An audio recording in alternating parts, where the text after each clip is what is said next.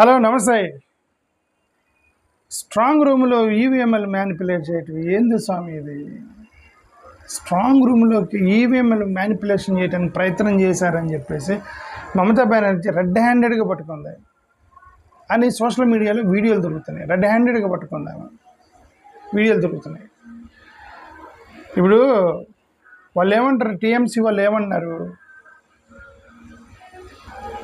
అక్కడ ఈవీఎంస్ని మార్చేశారు, ఈవీఎంస్ని ఎత్తుకోవడానికి ఎత్తుకొని వేరే చోట తీసుకెళ్ళటానికి ప్రయత్నం చేశారని 2024లోను 14లోనూ ఒకసారి ఒకటి జరిగింది. ఈరోజు ఏంటి, కొన్ని ఈవీఎంలు బయట కనపడ్డాయట. బయట కనిపిస్తే ఏమో ముఖ్యమంత్రి వెళ్ళింది, డైరెక్ట్గా వెళ్ళి ఎందుకు ఈవీఎంలు బయట ఎందుకు ఉన్నాయి అని చెప్పేసి అడిగితే, మోరోవర్ అక్కడ అనాథరైజ్డ్ పర్సన్స్ కొంతమంది కనిపించారు స్ట్రాంగ్ రూమ్లో అని చెప్పేసి ఈమె ఎలిగేషన్ చేసింది. అక్కడ వెహికల్స్, ఈవీఎంస్ దగ్గర వెహికల్స్ ఎందుకు ఉన్నాయి, లొకేషన్ అవుట్ సైడ్ కొన్ని ఈవీఎంలు ఎందుకు ఉన్నాయి, లొకేషన్ అవుట్ సైడ్ ఈవీఎంలు ఎందుకు ఉన్నాయి అని అడిగితే వీళ్ళు అంటారు, ఎన్నికల కమిషన్ వాళ్ళు అవి రిజర్వ్డ్ ఈవీఎంస్ అన్నారు. ఇప్పుడు అర్థమైంది, ఈవీఎంలు మార్చేస్తున్నారని చెప్పి మొత్తం సీన్ మొత్తం అర్థమైపోయింది ప్రదేశం మొత్తానికి. వీళ్ళు ఓటింగ్ పెట్టేదనో కొన్ని అడిషనల్ ఈవీఎంస్ని మారుస్తున్నారు అనేది ఒకటి అర్థమైంది. ఆల్రెడీ ఓటింగ్ చేసిన ఈవీఎంలు తీసుకొచ్చి రీప్లేస్ చేస్తున్నారు వేసిన దానికంటే అనేది సీల్ తీసి జాగ్రత్తగా సీల్ దీనికి స్టిక్కర్ వేస్తున్నారేమో అని మా అనుమానం. ఎందుకంటే ఇది ఓన్లీ అనుమానం. ఇప్పుడు ఇది వాళ్ళు చెప్పింది, అది ఈవీఎంలు బయటకు వాళ్ళు ఏమన్నారంటే రిజర్వ్డ్ ఈవీఎంల కోసం పెట్టాం బయట అని ఎలక్షన్ కమిషన్. రిజర్వ్డ్ ఈవీఎంల కోసం రిజర్వ్డ్ ఈవీఎంలు బయటపడేస్తారా? జాగ్రత్తగా స్టోర్ రూమ్లు పెడతారు. వర్షం పడితే బయట ఉండటం ఏంటి? సరే, మరీ బయట కాదు, లోపల ఎక్కడో ఒక రూమ్ బయట ఉందనుకోండి, రిజర్వ్డ్ ఈవీఎంస్ని ఎక్కడంటే అక్కడ బయటపడేస్తారా? కొంచెం జాగ్రత్తగా అవి కూడా స్టోర్ రూమ్లో పెడతారుగా. ఓకే, రిజర్వ్డ్ ఈటీ పెద్ద ఎలిగేషన్ చేస్తారు వాళ్ళు. ఇంక ఇవన్నీ వచ్చినప్పుడల్లా ఒకటి జరిగింది, ఎలక్షన్ కమిషన్ వెంటనే ప్రెస్ మీట్ పెట్టి very secure, very strong, no internet, no this one అని చెప్పి ఇవన్నీ చెప్తాను ఎన్నికల కమిషన్. ఎన్నికల కౌంటింగ్ అప్పుడు అండర్స్ట్ క్రియేట్ చేయడానికి ప్రయత్నం చేస్తున్నారని చెప్పేసి ఒక ఆరోపణ చేశారు. ఎలక్షన్ కమిషన్ రెస్పాన్స్ ఏంటంటే, వీళ్ళు పెట్టి రిజర్వ్ మెషిన్స్ మేము అవి యూజ్లో లేవు, ఓటింగ్కి వాడలేదు, అందుకని బయటపడేస్తామని చెప్తున్నాం. స్ట్రాంగ్ రూమ్ సీల్డ్గానే ఉన్నాయి, సెక్యూర్గానే ఉన్నాయి అని చెప్పి చెప్తున్నారు. ఓకే, మల్టీ లేయర్ సెక్యూరిటీ పెట్టాము, సీసీటీవీ ఫుటేజ్లు పెట్టాము, ఇవన్నీ చెప్తున్నారు. రోజు ప్రతిసారి చెప్పేవే ఇవన్నీ. వాళ్ళు అసలు హై నెంబర్లో పోలరైజ్ అయ్యటంతో ఎక్కడ దెబ్బకొట్టింది. హై నెంబర్లో పోలరైజ్ అయింది. పొలిటికల్ రైవల్స్ మధ్య ఈ యొక్క ఒకటి మీద ఒకటి ఎలాగో ట్రస్ట్ ఉండదు. వాళ్ళు వీళ్ళు ఏం చేయగలరు, టీఎంసీ వాళ్ళు ఏం చేయలేరు. ఎన్నికలు పెట్టేది కేంద్ర ప్రభుత్వం కదా, సో మ్యానిపులేట్ చేస్తున్నారని చెప్పి ఒక అనుమానం వస్తుంది.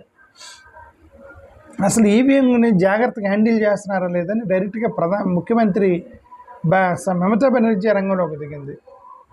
వర్కర్స్ మొత్తాన్ని తీసుకెళ్ళి అక్కడ బైఠాయించింది.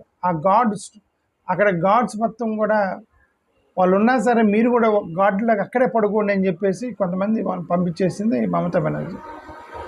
ప్రజాస్వామ్యం ప్రమాదంలో ఉందని పాపం ఎన్నిసార్లు చెప్పింది మనందరికీ కూడా తెలిసి ప్రజాస్వామ్యం ప్రమాదంలో ఉంది భారతదేశంలోనే పెద్ద నాయకులు చెప్తున్నారు, మనం కాదు, పెద్ద నాయకులు చెప్తున్నారు. బట్ ఏదైనా అది ప్రూఫ్ లేకపోయినప్పుడు ఆరోపణలు చేశారు, అది ఓన్లీ ఆరోపణ మాత్రమే. రాజకీయాల్లో పర్సెప్షన్ చాలా ఇంపార్టెంట్. ఆ పర్సెప్షన్ వీళ్ళు మిస్ చేశారు. ప్రతి ఎన్నికలు మిస్ అవుతారు వీళ్ళు. ప్రతి ఎన్నికల్లో 2019 లోక్సభ ఎన్నికలప్పుడు ఈవీఎంఎల్ని ట్రాన్స్పోర్ట్ వెహికల్లో పెట్టి తీసుకెళ్తుంటే ఫోటోలు కొట్టారు. అదే వెస్ట్ బెంగాల్లో ఈవీఎంఎల్ని ఫోటోలు కొడితే వాళ్ళు వెంటనే గొడవ చేస్తే వాళ్ళు ఏమన్నారంటే, మేము స్ట్రాంగ్ రూమ్కి తరలిస్తున్నాం, స్ట్రాంగ్ రూమ్ వేరే దగ్గర ఉంది, ఇవి వేరే దగ్గర ఉన్నాయి, సో మేము తీసుకెళ్తున్నాం అని చెప్పేసి. అప్పుడు ఉత్తరప్రదేశ్ ఘాజీపూర్, సన్నాటిగా చెప్పారు, ఘాజీపూర్, ఉత్తరప్రదేశ్లో ఘాజీపూర్ అని ఒకటి ఉండేది. దాంట్లో ఈవీఎంలన్నీ కూడా ఒక బండి మీద పెట్టి తీసుకెళ్తున్నారు. వెంటనే వీళ్ళందరూ కూడా అనుమానం వ్యక్తం చేస్తే ఏం లేదు భారీ మెజారిటీ తెలుస్తుంది ఉత్తరప్రదేశ్. 2021 ఎన్నికల్లో అప్పుడు కూడా ఈవీఎంస్ కొన్ని పొలిటికల్ వర్కర్స్ ఇళ్లల్లో దొరికినాయి. ఈవీఎంలు ఏంటి, పొలిటికల్ వర్కర్ ఇంట్లో ఉండటం ఏంటి అంటే అక్కడ వాళ్ళు ఓటేస్తున్నారని అర్థం. అక్కడ కూర్చొని నొక్కుతూ ఉంటారు, తర్వాత వచ్చి ఆ నొక్కిన దాన్ని మారుస్తున్నారని తెలియదు. పొలిటీషియన్స్ ఇంట్లో దొరికినాయి ఈవీఎం 2021లో. సరే ఏదో లక్కీగా ఆమె గెలిచిందామా. ఓకే, నందిగ్రామ్ ఈవీఎంని రీప్లేస్ చేశారేమో అనుమానం. ఎందుకంటే ఆమె ఒక నియోజకవర్గంలో ఓడిపోయిందామా, ముఖ్యమంత్రి ఓడిపోయింది. సో ఆ ముఖ్యమంత్రి దగ్గర రీప్లేస్ చేశారేమో ఈవీఎంలు అని చెప్పేసి అనుమానం ఉంది నందిగ్రామంలో. కొన్ని చోట్ల కౌంటింగ్ చేసే దగ్గర కరెంటు పోయిందంటండి కొన్ని చోట్ల దగ్గర. సో ఇవన్నీ కూడా మరి ఇవన్నీ జరుగుతున్నాయి. 100% మమతా బెనర్జీ ఓడిపోయింది, 100% ఇవన్నీ చూస్తాను మమతా బెనర్జీ ఓడిపోయింది అని ఒకటైతే అర్థమైంది. ఉత్తరప్రదేశ్ 2022లో ఉత్తరప్రదేశ్లో అసెంబ్లీ ఎన్నికలప్పుడు అనుకుంటా ఒక ట్రక్ ఈవీఎం బాక్సుల్ని సుల్తాన్పూర్ వైపుకి తీసుకెళ్తుంటే పట్టుకున్నారు. అక్కడ ఒక సస్పిషియస్ వెహికల్ ఒకటి తిరుగుతుంది. అది మెయిన్ వెహికల్ అయితే ఒక సస్పిషియస్ వెహికల్ తిరుగుతుంది అక్కడ. దాంట్లో ఈవీఎంలు ఉన్నాయి. అంటే ఈ ఈవీఎంలు తీసుకెళ్ళి ఆ ఈవీఎం అక్కడ మార్చారేమో ట్రక్కులో అని అనుమానం వచ్చింది కదా ఎవరికైనా. సో ఆ అనుమానం వచ్చింది. ఓకే, అక్కడ సమాజ్వాదీ పార్టీ వాళ్ళు అంతా మ్యానిపులేషన్ చేశారని గొడవ చేశారు. ఓడిపోయారుగా సమాజ్వాదీ పార్టీ వాళ్ళు.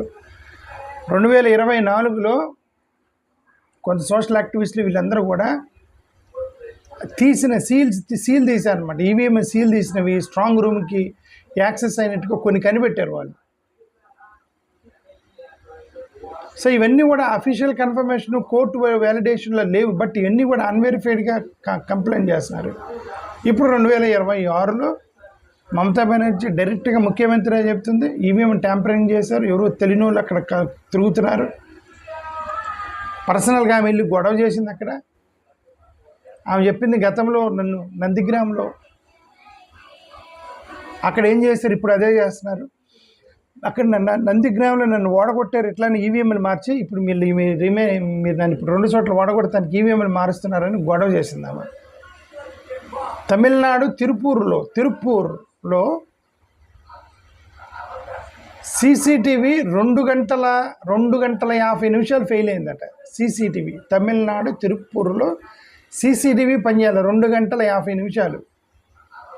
అంత స్ట్రాంగ్ రూమ్లో ఈవీఎం సీసీటీవీలు పనిచేయకపోవటం ఏంటి? అక్కడ వాళ్ళు తమిళనాడులో గొడవ చేశారు. ఓకే, సో ఇవన్నీ కూడా కొన్ని ప్యాటర్న్ ఆఫ్ ఇన్సిడెంట్స్ జరుగుతూ వచ్చాయి.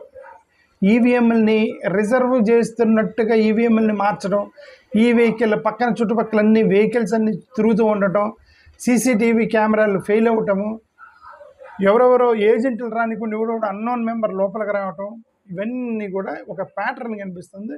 ఇప్పుడు మమతా బెనర్జీ దగ్గర అదే ప్యాటర్న్ కనిపించింది. ఇంకా ఆమె ఓడిపోయింది. థ్యాంక్ యూ, నమస్కారం.